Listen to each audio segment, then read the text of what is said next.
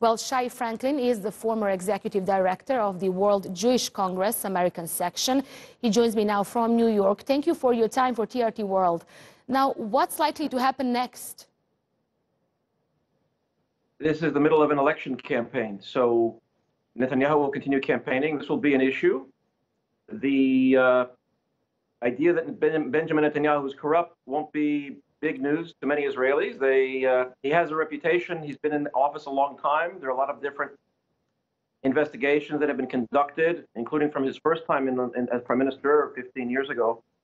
So this will be an issue in the campaign, as much as the alliance that he announced informally last week with the extreme right-wing party that was inspired by Mayor Kahana in the election, as much as various other issues, as much as the anticipation of a possible U.S. peace plan for Israelis and Palestinians. Now, Netanyahu's Likud party has said these charges are politically motivated, now with elections a few weeks away. Is there some truth in this statement? The delay in bringing the indictment is what is politically motivated. The Attorney General is an appointee of Mr. Netanyahu.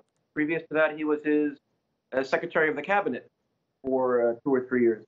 So this is a right-wing, politically oriented person who had to struggle between being seen as not issuing an indictment and that being seen as overly political in favor of the prime minister, or issuing the indictment and being seen as against the prime minister. He's certainly no leftist, which is what the Likud has accused us of being, a leftist plot, a leftist campaign against him.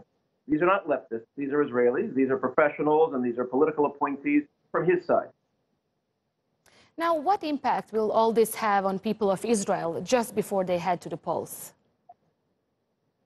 There are members of the, let's say, supporters of the Likud party who will be put off by it.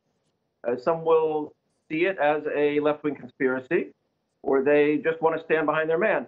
It could cost him some votes. That doesn't mean that those votes will go to left-wing parties.